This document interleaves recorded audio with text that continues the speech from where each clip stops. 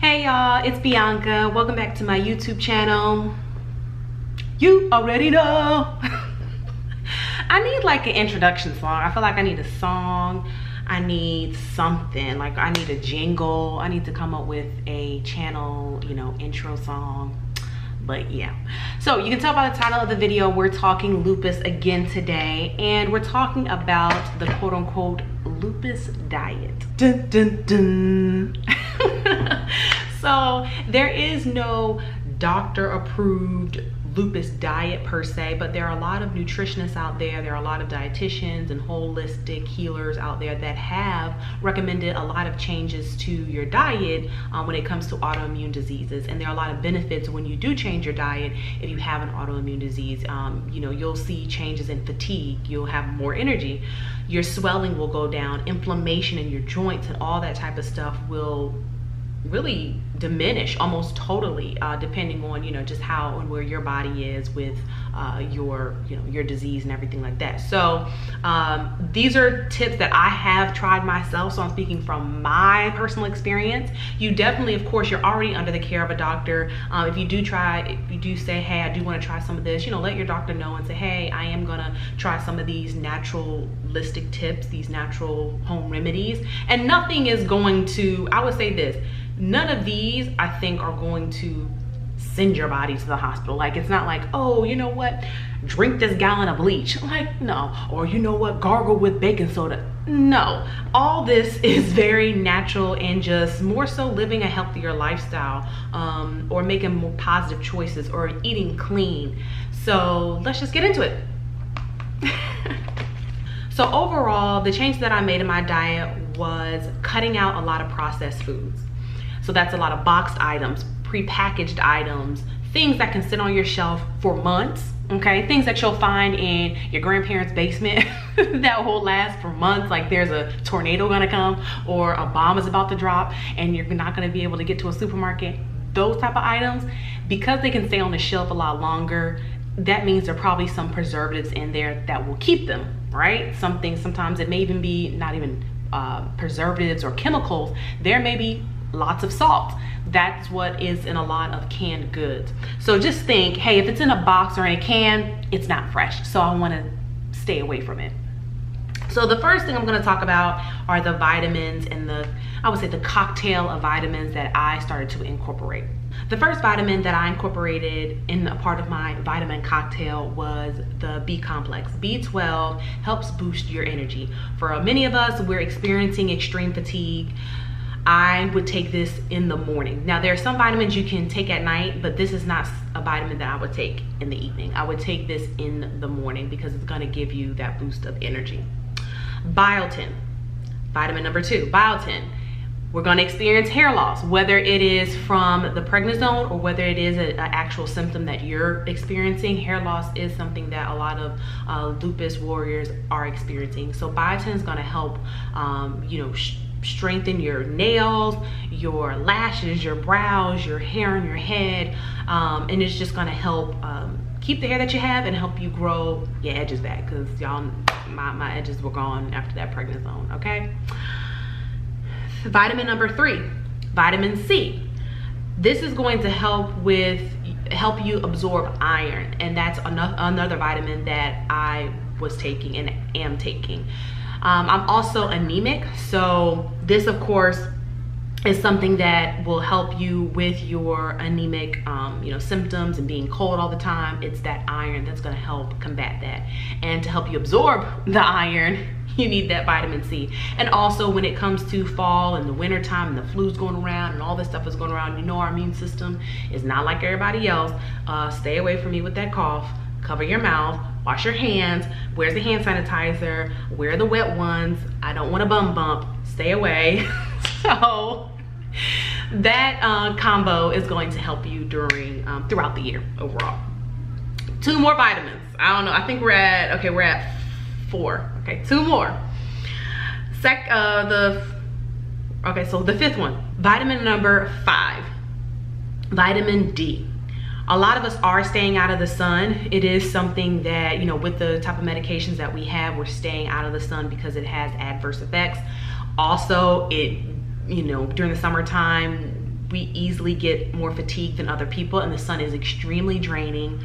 And well, you need vitamin D. You know, we are almost like plants. We need that that vitamin D. And so because we are not getting it naturally from being out in the sun like other people, we're mostly underneath the umbrella or inside with the AC, you definitely want to take a vitamin D. And as I shared with you all in my second lupus video, I was vitamin D deficient. Like I was on something kind of medical grade, a high dosage of vitamin D, because I was lacking in that area. So many of us are.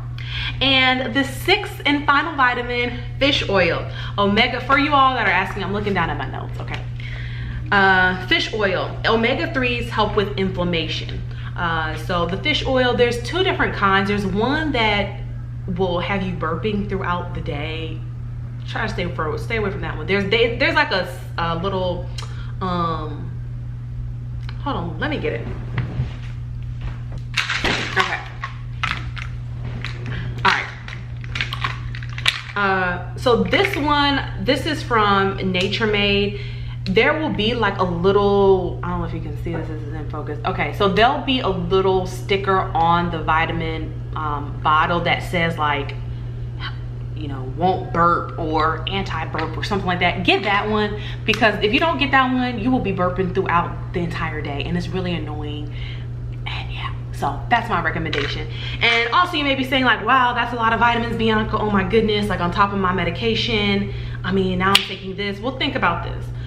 Either kind of try these vitamins and to help decrease the type of medication that you're on, or you can just keep taking the medication. The good thing about vitamins is that for me, I found that this regimen helped me overall. And again, it helped me come off of a lot of medications and just helped me feel a lot stronger and a lot better, and let me know that, hey, there are some holistic measures that you can take. Now, this is not saying drop all your medications and take all the vitamins. No, I was still taking all the vitamins, all the medications that my doctor recommended. And then as my results were getting better and they were scaling back my medication, I mean, the only big difference was the change in my lifestyle with these vitamins and the other things that I'm going to share.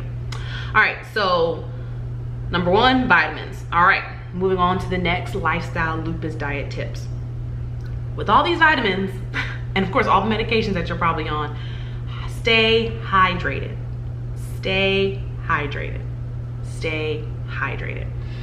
Go ahead to Five and Below, get you one of those big jugs that's 64 ounces, fill it up in the morning, put you a little lemon in there, maybe get one of the little flavor packets, Crystal Light, no sugar in it, okay? And pop it in there so it has a little flavoring, and drink that throughout the day. Try to get in 2 of those. Tip number 3, decreasing the amount of gluten that you take in. So in the beginning of the video, you remember I mentioned cutting down on a lot of processed foods and boxed items. A lot of those type of items can have gluten in them. And gluten is more so of like you may be thinking, oh, I don't have celiac disease. Like that's where you can't eat any type of gluten. That's why I say just decrease the amount of gluten that you have in your diet. So gluten, what is gluten? Gluten is a protein that is found in wheat. And it basically is a glue. It holds the food together. It holds the food structure together. It makes, you know, bread stay the way that it is and things like that. And so what it does is that for those who are extremely gluten sensitive or who have celiac disease, in the like when it's in the digestive system, your immune system attacks the gluten because it's a foreign body, and then it starts to attack the digestive tract. So think about like your intestines is like a little tube. Your body's attacking the gluten, and then it starts to eat away at itself. So then you have a thin and digestional wall. Then there are things that end up getting into your body that aren't supposed to be in your body because you don't have like that layer there to protect your immune system. And that's how, if you think about it, that's how a lot of things are absorbed in our body. It's excuse me, got a little excited, y'all. I'm excited, y'all. It's through the digestive tract. If you think about how you absorb things, why it's easier to absorb something in a liquid, you may feel it react a lot faster. That's because like your body doesn't have to break it down. It can easily sweep into your body. And so that's why I say cut down on gluten. For me, I found that when I cut back a lot of gluten, a lot of my symptoms did subside.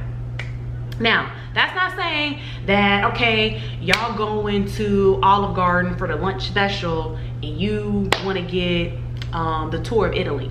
Okay, maybe you get the tour of Italy once every 2 weeks. You don't need a tour of Italy every day. Okay, as far as, you know, your wheat products, gluten is in a lot of things. So gluten is in a lot of soups, it's in a lot of dressings, it's in a lot of prepared and packaged items. And so no, overnight, I'm not saying go clear out your entire cupboard and your refrigerator, but over time, when you go to the supermarket, hey, start looking for maybe more gluten-free items. Look up gluten-free items on the web. I mean, the internet, there's lots of information. You don't need me to rattle off every little gluten-free thing. Again, it's in a lot of stuff. Just think wheat items, and that will just help you in the beginning. Then you can start getting into more advanced stuff. But don't think, oh my gosh, I have to wipe out everything gluten in my diet. No, take it step by step. Like, you don't have to eat the entire elephant. Start with the foot. And over time, you will be able to incorporate a lot of things and be a lot more strict in your diet. And also, number 4, decrease the amount of dairy. I know, y'all about to, if you X'd out this video, you're not trying to get well. You're not trying to get well. If you mad at me right now, if you're cursing at the screen and you're mad that I said decrease the amount of dairy right now, I can't help you. I can't. Now, trust me, I was born in the 80s. I'm a 90s kid. Everybody wanted to sport a little, you know, milk mustache. We get it, you know what I'm saying? I remember the Cindy Crawford, the Tyra Banks commercials. I get it. Milk does a body good, all that. I understand. Trust me, I get it. I'm a ice cream lover, okay? I like cheese, but I want to spend more time on this earth so I can sacrifice the cow. Okay, you can just sacrifice some things for a moment and to get to a place where you can, you know, have it every once in a while. So why do I say decrease the dairy? Now, correct me if I'm wrong, and if I'm wrong, I will admit it. I will come back on here and say, y'all, I'm wrong, it's been proven. But correct me if I'm wrong, but we are the only mammals on this earth that ingest another animal's milk. I have never seen, okay, I've never seen a cat willfully drink dog milk.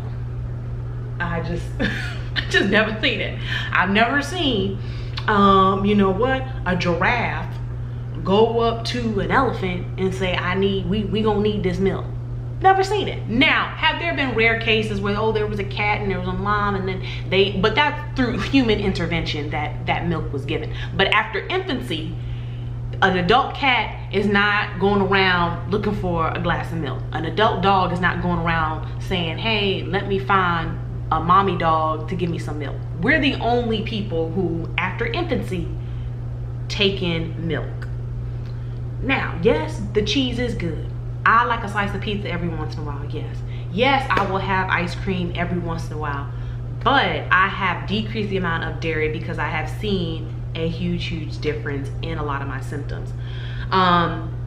Dairy does have a lot of saturated fat, which increases your inflammation.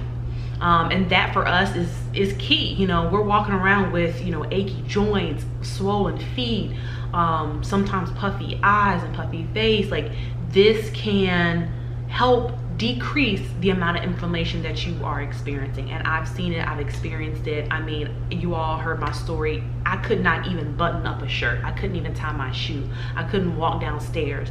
And when I made these changes, it was a 180. It was a 180. I was walking around like so stiff, like a tin man, like oil.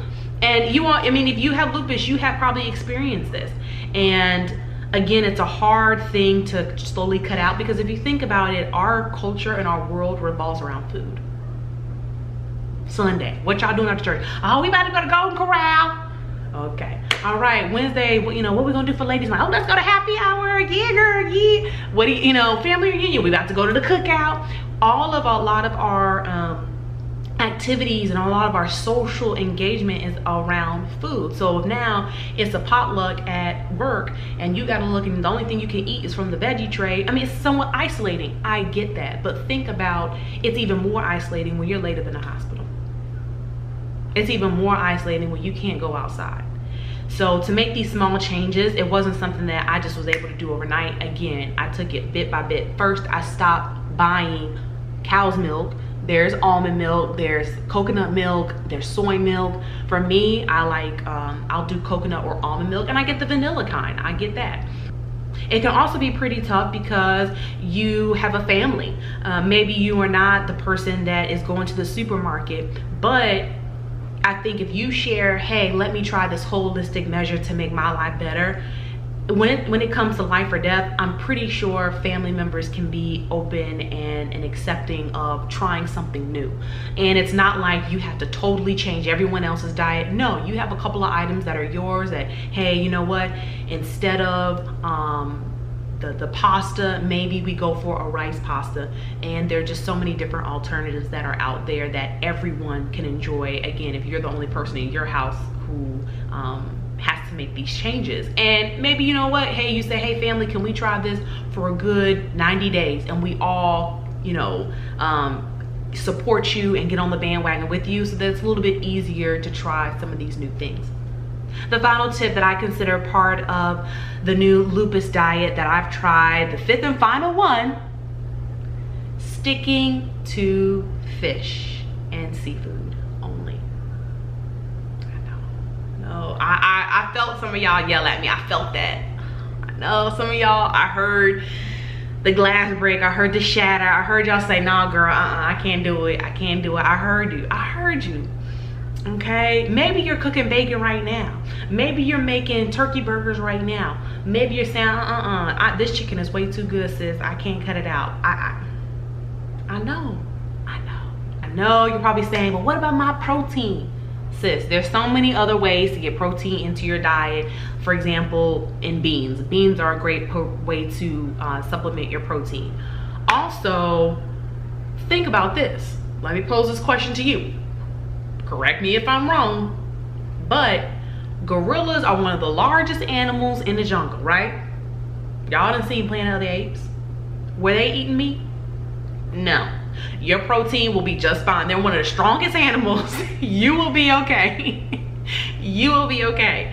And I stuck to just fish and seafood. You can say, hey, you know what, I want to cut out all meat. That's up to you. For me, fish and seafood was just like, all right, like, you know what, this is doable for my lifestyle. And also I stuck with the fish because, like I said before, the omega-3s help with inflammation. And when I say fish, I'm talking about like salmon, cod, sea bass. I would do shrimp, lobster, mussels, scallops, those type of things. Many of us aren't buying farm raised only, caged free animals. You know what, this cow was in the field only eating grass, and they were, you know, had musical therapy going on, that these are fresh. Many of us are not buying those types of meats.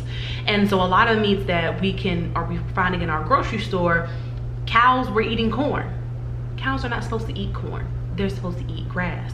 A lot of chickens, you know, if you think about the amount of chicken we eat, like you think about those little wingettes, how many of them can you throw back? About a good 10. Now think about all the restaurants across the world that are having them little wingettes.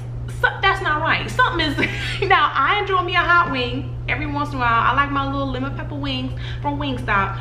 But if we think about just how much chicken,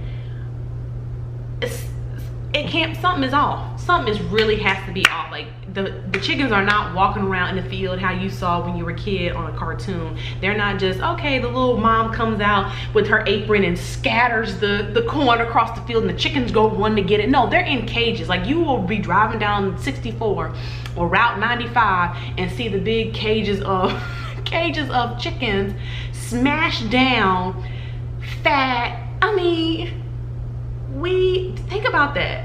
So and there's lots of documentaries out there that talk about the whole meat process and farm raised animals and all that, so I don't have to get into that. I'll link some down below that you can watch.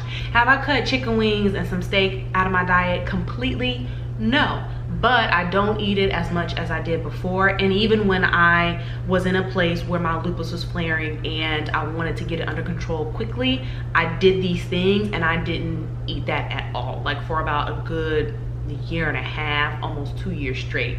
Once my lupus was under control, yeah, did I incorporate chicken wings, a little 5-piece every once in a while? Yeah. Did I incorporate a nice steak from Morton's every 6 months? Yeah. But if you think about it in a way where it's not like when I go to the supermarket, I have to have these things. Like, don't think about it like that. Think about your health first. Think about getting and purchasing and eating things that are fresh, that are going to give you energy. And so, again, these are just tips that I found successful in my life, and I wanted to share because I wish somebody would have told me, and I wish I would have seen this type of video when I was at one of my, largest flares after initially being diagnosed, and my legs are swollen so tight I can't put shoes on, or I'm so fatigued that I can't even barely get up and go to the bathroom, or I can't walk downstairs because my joints are hurting so bad. Like these, and when I think about that time in my life, these little notes, this is nothing. It's like I'd rather sacrifice this and my comfort zone to being healthy.